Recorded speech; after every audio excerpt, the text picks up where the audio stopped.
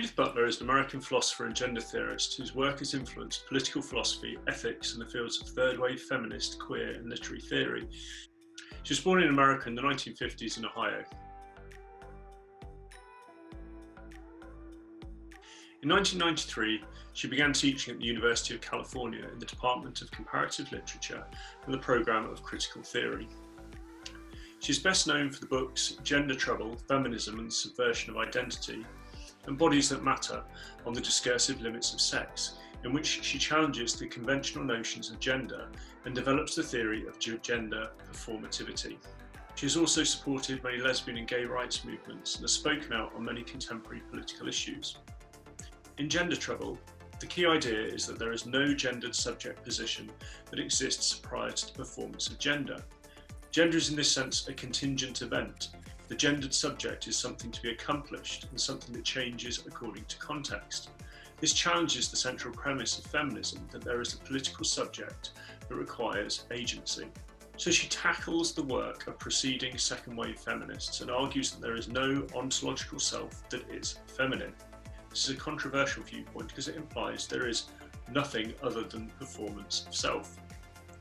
The problem with this for Butler is that it limits the kind of experiences that can be articulated as part of feminist discourse, and for this reason she is quite a controversial figure within the feminist community. The challenge for feminism in Butler's logic is reconciling the historic exclusion of women from the hegemonic discourse without limiting the inclusiveness of feminism. To put things more simply, feminism needs to recognise that the catch-all use of the term woman conceals experiential differences linked to gender, race, ethnicity and social class. So clearly she is gesturing here to the work of bell hooks. Clearly the category of woman is internally fragmented by class, colour, age and ethnic lines, to name but a few. In this sense, honouring the diversity of the category and insisting upon its definitional non-closure appears to be a necessary safeguard against substituting a reification of women's experience for the diversity that exists. Like Helena Sisu, she views the term woman as a masculine construct that labels feminine as other, i.e. different. So Helena Sisu says, women must write herself, must write about women, bring women to writing from which they have been driven as violently as from their bodies, for the same reasons, by the same law, with the same fatal goal. Women must put herself into text as into the world and into history by her own movement.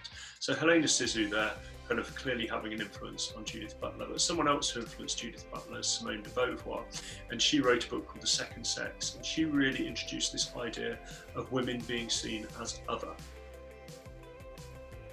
However, for Butler, instead of focusing on the primacy of writing, she proposes that the self is constructed through a series of performances, stylized acts that may rely upon restricted frameworks to make semantic meaning, but are arbitrary nonetheless.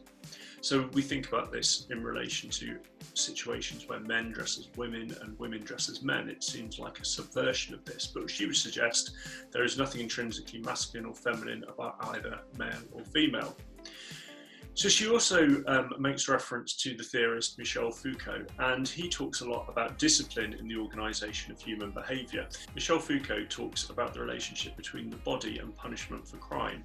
So a crime might be perpetrated by the conscious decision-making processes of a person, but it's punishable by physical enactments, so whether that's execution or whether that's other forms of corporal punishment.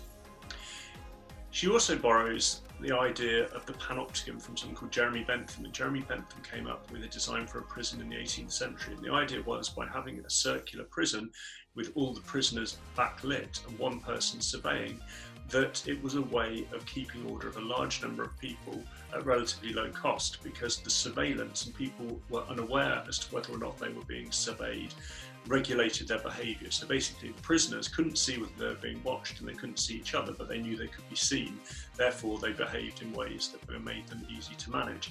And kind of Judith Butler is suggesting that it's very similar with gender, that we don't know how we're being seen, we don't know whether we're being looked at, but we're aware that we could be being watched, and so our gender performance becomes very conformist. So in Butler's logic, however, these regulative discourses maintain the illusion of gender stability. We think about this in relation to the names that we give children, jobs that are ascribed to people according to their gender. Butler suggests that in the pre-Oedipal semiotic stage of development, unconscious fantasies exceed the legitimating bounds of paternally organised culture. So what she's saying is that we go through a stage of development, it's referred to by Freud as the Oedipal phase, where we identify as being male or female, and the identification with a same-sex parent is massively important during this period of time. But in actual fact, prior to this, there is an unconscious being that is unrestricted by these quite limiting roles. However, she still doesn't believe that there is a self that exists at all. There is only a potential for multiple versions of the self. Of course, one argument that can be levelled at Butler is that she does not account for the material biological differences between the sexes, i.e. men and female bodies are different. She acknowledges this, however, she says it's immaterial to the construction of gender, which she views as being simply a cultural construct. In this sense, Butler views sex as an alibi which naturalises the attribution of gender at birth. So because we have this concept of gender in society, and because we can see a physical difference between a male child and a female child, then it makes it okay to ascribe gender identities to that person.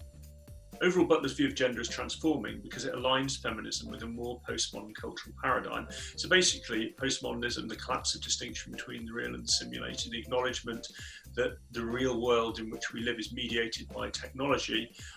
Judith Butler's work fits completely with that, because technology, the media, consumer culture is all just a way in which we perform our gender identity. It just becomes part of that. And ultimately, in the same way that postmodernism sees everything as being fake, Judith Butler sees gender identity as being something that is ultimately a construct, i.e. fake. Indeed, in her reading of the parodic nature of gender, her thoughts echo those of Baudrillard and Jameson on the simulacrum. So both Baudrillard and Jameson talk about simulacra as something that replaces reality with its representation, so a copy without an original. Now, in Judith Butler's logic, this is exactly the same thing, that we have no such thing as gender, but we replace that with a copy of gender, which is just a representation, just a performance. It's quite hollow, it's quite meaningless. So she says, the notion of gender parody defended here does not assume that there is an original which such parodic identities imitate. Indeed, the parody is of the very notion of an original. If Judith Butler were to look at drag as an example of parody, she would suggest that it's not just female identity that's being parodied, but the very notion that gender exists that is being parodied. In this sense, gender trouble is definitive in understanding contemporary ideas about gender, because at its core is a rejection of the distinction between the real and the simulated. Unlike preceding definitions of feminism, Butler's work is significant because it speaks for the subject position of men as well as women. While patriarchal oppression may be a culturally constructed regulative discourse, Butler's work acknowledges that it does not universally benefit the lives of all men.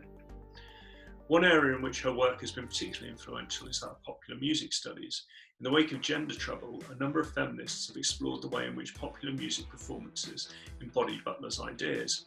In particular, the work of American singer Madonna has come in for some close scrutiny. Various pieces have been written that debate the extent to which Madonna can be seen to exemplify Butler's arguments. Indeed, David Gauntlet uses the term Madonna studies to categorise analysis of the singer. Influenced by Michel Foucault's history of sexuality, as well as Butler, such readings have the tendency to see musical performance as representative of radical gender politics. For example, in Guilty Pleasures, Pamela Robertson asks the question, is Madonna a glamorised doll or the queen of parodic critique? So in summary, the key idea for Judith Butler is there is no gendered subject position that exists prior to the performance of gender. Gender is in this sense a contingent event. The gendered subject is something to be accomplished and something that changes according to context. This challenges the central premise of feminism, that there is a political subject that requires agency.